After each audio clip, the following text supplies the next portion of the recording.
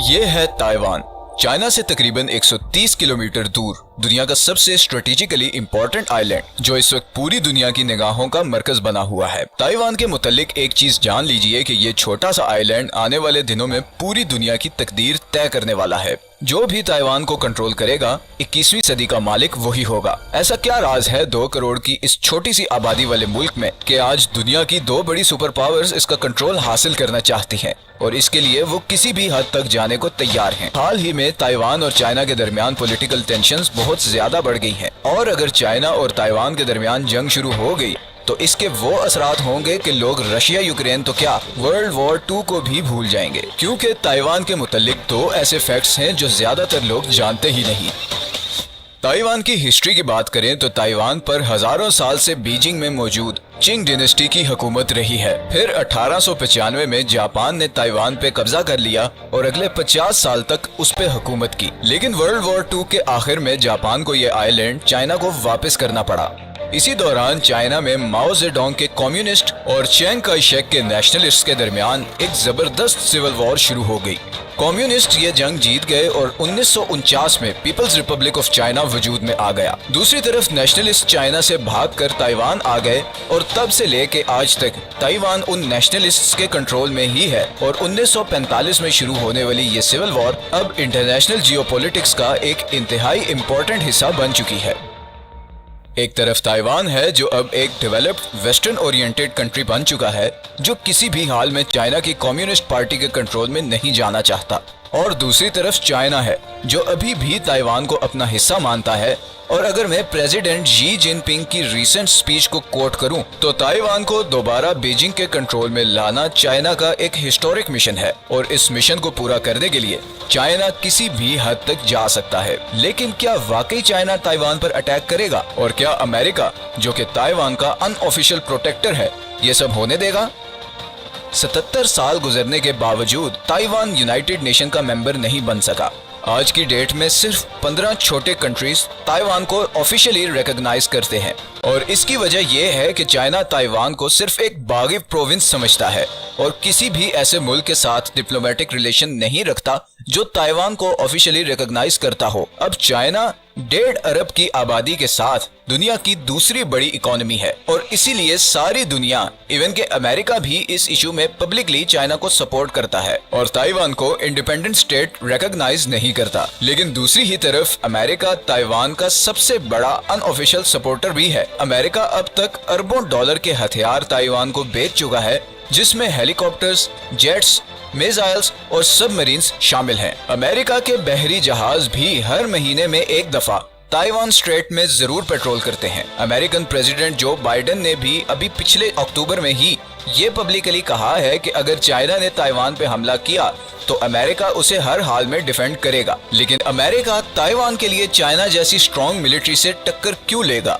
इसकी सबसे पहली वजह है चाइना की ज्योग्राफियाई हकीकत। चाइना के पास 14,000 किलोमीटर लंबी दुनिया की 10वीं बड़ी कोस्ट लाइन है जो पैसिफिक ओशन को टच करती है। चाइना की आधी से ज्यादा आबादी इन्हीं साहिली इलाकों में रहती है। दुनिया के बड़े पोर्ट सिटीज जैसे कि हांगकांग, शेंजन और शंघाई वगैरह इसी कोस्ट लाइन पर हैं और यही शहर चाइना की इकोनॉमी को बाकी दुनिया की सप्लाई चेन से कनेक्ट करते हैं और यहीं से सारी दुनिया को चाइना अपनी चीजें एक्सपोर्ट करता है। लेकिन इन सारे रास्तों में छोटे छोटे आइलैंड्स हैं जैसे कि जापानीज आर्किपेलागो, रियोको आइलैंड और फिलीपींस वगैरह, जिनकी वजह से ऐसे चोक पॉइंट्स बने हुए हैं। चाइना की बदकिस्मती ये है कि ये सारे आइलैंड्स अमेरिका के इन्फ्लुएंस में हैं। ये उसके दोस्त हैं, तो चाइना के सारे समुद्री जहाज असल में उन चोक पॉइंट से गुजर कर जाते हैं जो उसके सबसे बड़े दुश्मन अमेरिका के कंट्रोल में है। और ये सब अमेरिका ने बहुत इंटेंशनली 1950 में डिजाइन किया था जब कम्युनिस्ट पार्टी ने चाइना पे कब्जा किया था। अमेरिका का इस पॉलिसी बनाने का मकसद था ईस्टर्न पैसिफिक ओशन में अपना कंट्रोल और डोमिनेंस बरकरार रखना। अब चाइना के साथ किसी भी कॉन्फ्लिक्ट की सूरत में अमेरिकन नेवी اور اس کے یہ دوست آئلینڈز یا چوک پوائنٹس بلاک کر سکتے ہیں، اور ایسا قدم پوری چائنیز اکانومی کو گھٹنوں پہ لے آئے گا۔ اسی لیے تائیوان امریکہ اور چائنا دونوں کے لیے بہت ہی امپورٹنٹ پوائنٹ ہے، اور اگر فرض کریں کہ چائنا نے تائیوان پر قبضہ کر لیا تو نہ صرف امریکہ کی ایک بہت بڑی آؤٹ پوسٹ ہاتھ سے نکل جائے گی، بلکہ چائنا کے لیے باقی پیسیفک اوشنز کے آئلینڈز پہ قبضہ کرنا بھی آسان ہو جائے گا۔ لیکن یہ تو صرف پہلی وجہ ہے جو تائیوان کو اتنا خاص بناتی ہے۔ دوسری وجہ اس سے بہت زیادہ امپورٹنٹ ہے۔ تائیوان دنیا میں سب سے زیادہ سیمی کنڈکٹر چپس بنانے والا ملک ہے۔ یہ وہ چپ ہے جو تمام سویلین اور ملٹری ٹیکنالوجی میں یوز ہوتی ہے، جیسے کہ اسمارٹ فونز، کمپیوٹرز اور میزائل ڈیفنس سسٹمز وغیرہ۔ پوری دنیا کی تقریباً 65% سیمی کنڈکٹر چپس تائیوان میں بنتی ہیں۔ Taiwan semi conductor manufacturing company, جسے TSMC کہتے ہیں، دنیا میں سب سے بڑی سیمی کنڈکٹر چپس بنانے والی کمپنی ہے۔ امریکن سیمی کنڈکٹر کمپنیز جیسے کہ انٹل، انویڈیا، AMD اور ایپل وغیرہ نے بھی اپنی چپ پروڈکشن TSMC کو آؤٹ سورس کی ہوئی ہے، اور گو کہ اس کی وجہ سے انہیں کاسٹ کم پڑتی ہے اور پروفٹس زیادہ آتے ہیں، مگر دوسری طرف وہ بہت ہیویلی TSMC پر ڈیپینڈنٹ ہے۔ اور اگر چائنا نے تائیوان پہ قبضہ کیا تو امریکہ کے سارے ایڈوانسڈ ملٹری ویپنز اور انڈسٹریل ٹیکنالوجی بری طرح کمپرومائز ہو جائے گی، جس کا آسان مطلب یہ ہے کہ چائنا کے کنٹرول میں وہ چیز آ جائے گی جس پہ ساری فیوچر ٹیکنالوجی جیسے کہ آرٹیفیشل انٹیلیجنس اور ایون ماڈرن ہتھیار ڈیپینڈنٹ ہیں۔ اس کا لازمی نتیجہ یہی ہوگا کہ ماڈرن وارفیئر میں چائنا پوری دنیا میں ٹاپ پہ آ جائے گا۔ لیکن دوسری طرف ایک اور انٹرسٹنگ بات یہ ہے کہ پوری دنیا کی کل 60% سیمی کنڈکٹر چپس کی مانگ چائنا میں ہے، اور اس ڈیمانڈ کو پورا کرنے کے لیے چائنا زیادہ تر تائیوان سے ہی یہ چپس امپورٹ کرتا ہے، بلکہ تائیوان چائنا ٹریڈ کا 50% سیمی کنڈکٹر چپس ہی ہیں۔ تو چائنا تائیوان جنگ کی صورت میں امریکہ اور یورپ ہی نہیں بلکہ ٹیمپریری طور پہ چائنا بھی بہت بری طرح متاثر ہوگا۔